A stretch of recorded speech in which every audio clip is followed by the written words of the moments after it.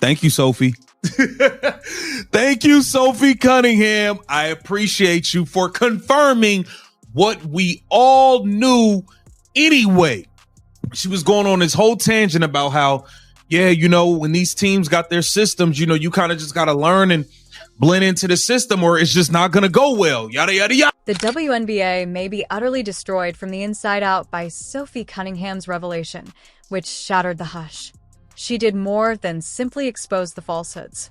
She revealed every aspect of the system, including the exploitation of Caitlin Clark as porn and fabricated injury claims and corruption.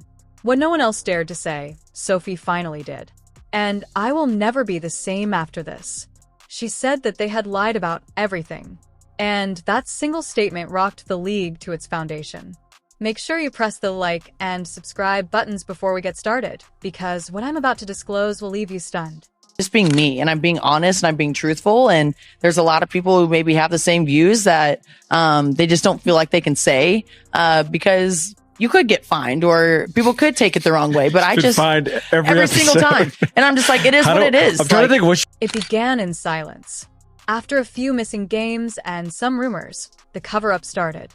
The alleged groin injury sustained by Caitlin Clark, the one that prevented her from playing for weeks, now proves to be a total fiction. It was a cover-up, not an error. Sophie Cunningham, too. She witnessed everything. She experienced the same trend throughout her life. The quiet, the manipulation, the phony chronology. She wasn't going to be silent this time, though. Sophie herself stated it. Don't even want to deal with this lady. They don't even want to talk to her. So there's no chance we'll actually get a deal done with Kathy Engelbert being in charge of it. Like it's clear as day. And now with this whole gambling scandal and all of this stuff, and they deceived not just to the spectators, but also to us. Players were given instructions on what to say behind the scenes. Press releases were practiced. The medical updates have been revised.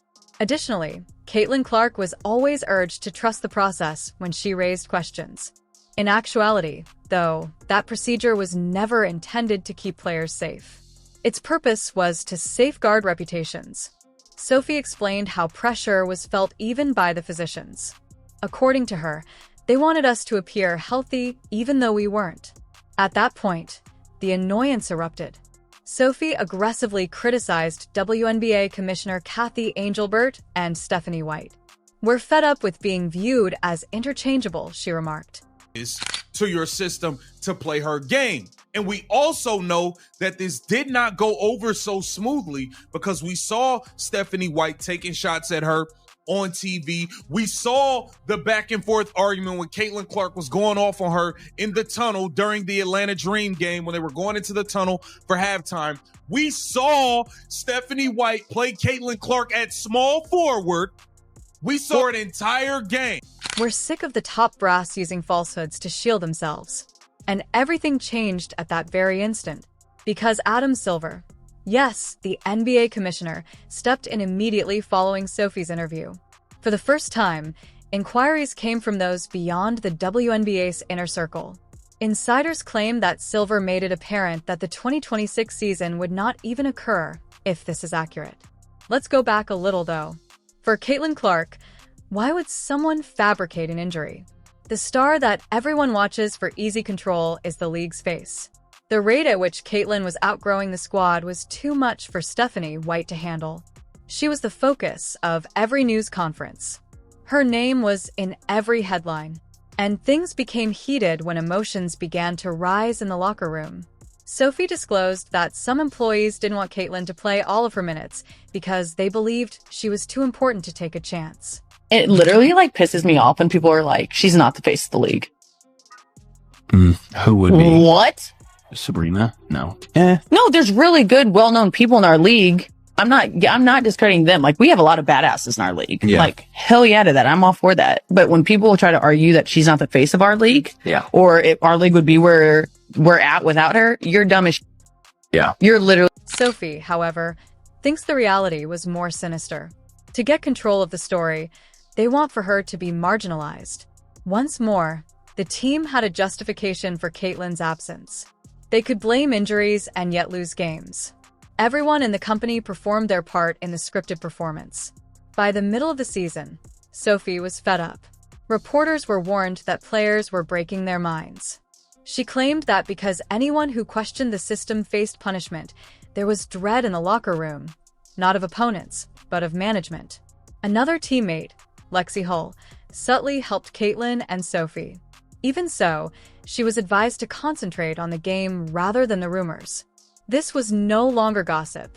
Manipulation was involved.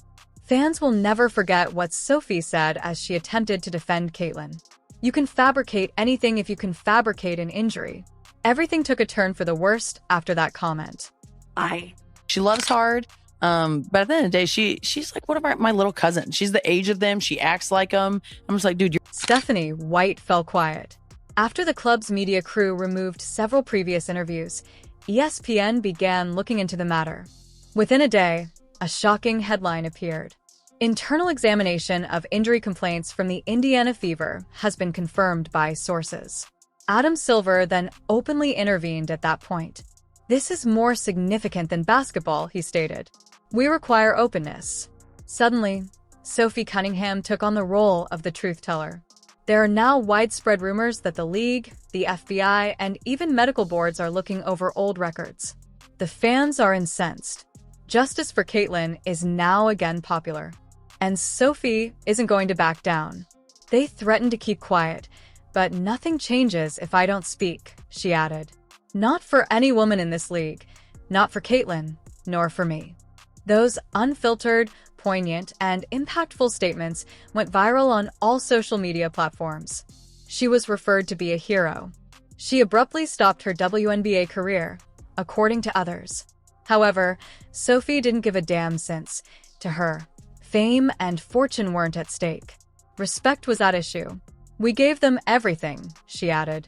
Our emotions, our bodies, and our allegiance when they deceived us. Now, Caitlin Clark and Sophie Cunningham may both miss the 2026 season. They're worn out. I'm fed up with politicians, phony stories, and seeing supporters misled. There was an opportunity for the WNBA to create history. It may have simply buried its future instead. Because it ceases to be about sports when your own players reveal your system. It has to do with trust. And the confidence is no longer there. Please share your thoughts on this entire situation in the comments section, whether you think Sophie was correct to reveal the truth. Additionally, because this narrative isn't yet finished, remember to subscribe. Not even close. Shooting when she was able to play. And I think that's normal. Like you're never just going to always be up here. You know what I mean? But when she was locked in, like it was so fun to watch her play because she was 4 steps ahead of everyone else.